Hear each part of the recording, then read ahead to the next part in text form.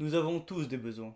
Moi j'en ai, toi derrière ton écran tu en as, et tous les gens auxquels tu penses actuellement en ont. On ne peut rien faire contre ça, l'essence d'un besoin est d'être une exigence, et même la plus forte des volontés ne peut en aller à l'encontre. Tu auras beau avoir toute la volonté du monde, tu ne pourras pas ne plus avoir faim, ne plus avoir soif, ou ne plus avoir envie de faire l'amour. Les besoins sont ce pourquoi on se lève le matin et ce pourquoi on se couche le soir. C'est un sujet universel qui touche l'intégralité de la planète et qui dicte notre quotidien.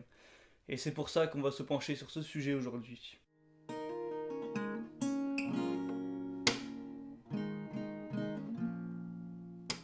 On peut difficilement parler de besoins humains sans évoquer la pyramide de Maslow. Vous la connaissez probablement, c'est une étude qu'a menée Abraham Maslow au XXe siècle et qui hiérarchise les besoins humains selon leur degré d'importance. Cette pyramide n'est pas une vérité absolue et comporte des limites, mais elle reste intéressante pour la compréhension du principe. On retrouve au socle de la pyramide les besoins physiologiques, des besoins primordiaux qui assurent la survie de l'individu et de l'espèce, comme la faim, la soif, aller aux toilettes, se reproduire ou se reposer. Ensuite, les besoins secondaires qui reposent sur la sécurité, ne pas être en danger, vivre sereinement dans un environnement stable, sans crise, etc. Une fois que vous êtes en vie et en sécurité, ce qui est pour la plupart d'entre nous le cas, vient les besoins sociaux avec le besoin d'appartenance, avoir des relations sociales, de l'affection, faire partie d'un groupe, être aimé. Au quatrième niveau, on va déjà plus loin avec le besoin d'estime, avoir de la valeur au sein d'un groupe, être utile et reconnu. Et tout en haut, le besoin de s'accomplir, développer ses valeurs, ses compétences, ses connaissances, etc. En validant les 5 niveaux de besoins, en théorie, vous atteindriez la plénitude, c'est-à-dire que votre bonheur dépendra directement du taux de besoins comblés, ce qui à première vue semble juste. Ça paraît logique qu'une personne démunie d'amour, de sécurité, qui a à peine assez à boire et à manger pour survivre, soit moins heureuse que celui qui boit, mange, fait l'amour à volonté, est aimé et admiré par ses semblables, et ne travaille plus que dans l'accomplissement de lui-même.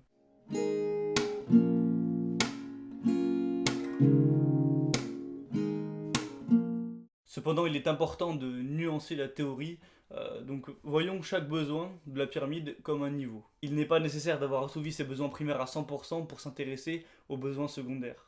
On peut voir une forme de progressivité. Les besoins primaires peuvent être assouvis à 85%, les besoins secondaires à 50%, les besoins tertiaires à 40% et le besoin d'estime à 10%.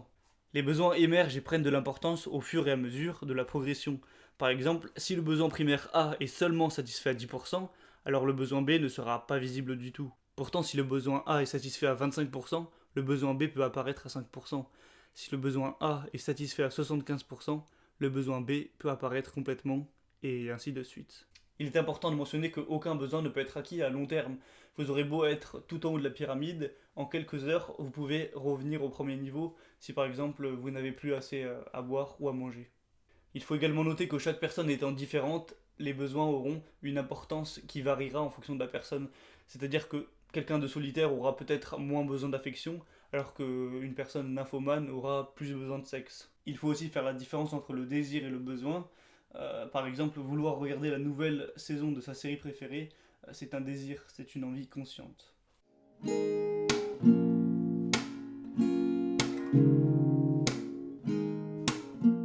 Cette théorie de la pyramide de Maslow est souvent enseignée dans les écoles de management ou de marketing. Le but, c'est d'identifier les besoins des gens pour ensuite leur vendre un moyen d'assouvir ces besoins-là. Si on réfléchit un peu, on se rend compte que la majorité des produits qui sont en vente dans le marché ont pour but d'assouvir un, voire plusieurs besoins. Un paquet de riz servira à combler la faim, un appartement servira à combler le besoin de sécurité et stabilité, un réseau social servira, ou du moins essaiera, de combler les besoins sociaux. Pour aller plus loin, on peut parler des services ou produits directs ou indirects, assouvissant des besoins multiples. Une salle de sport pourra servir à être en meilleure santé, à créer des liens sociaux, à bâtir une estime, à se réaliser, à obtenir un corps plus esthétique dans le but d'être plus séduisant et d'avoir plus de relations sexuelles, voire tout ça à la fois. On peut même aller encore plus loin, mais je pense que vous avez saisi le principe. Dans notre société actuelle, les besoins primaires et secondaires sont assez facilement assouvis. Pour avoir assez à manger et à boire et un logement, il ne suffit que de quelques centaines d'euros par mois. Par contre, de plus en plus de monde sont touchés par la solitude ou l'isolement social. C'est pourquoi les besoins les plus exploités dans le marketing sont le besoin d'appartenance, le besoin d'estime et le besoin de valeur. On peut prendre l'exemple d'Apple qui vend des smartphones, comme plein d'autres marques, mais à un prix bien plus élevé. La stratégie d'Apple est de donner une appartenance à ceux qui achèteront leurs produits, ou du moins de donner une sensation d'appartenance. Quand j'achète un iPhone, j'appartiens à une communauté. De mon propre avis, cette promesse d'appartenance n'est qu'une illusion.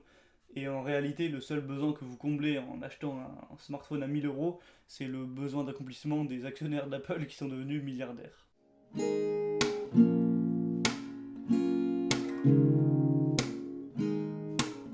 On apprend les besoins humains aux vendeurs, mais pas aux acheteurs.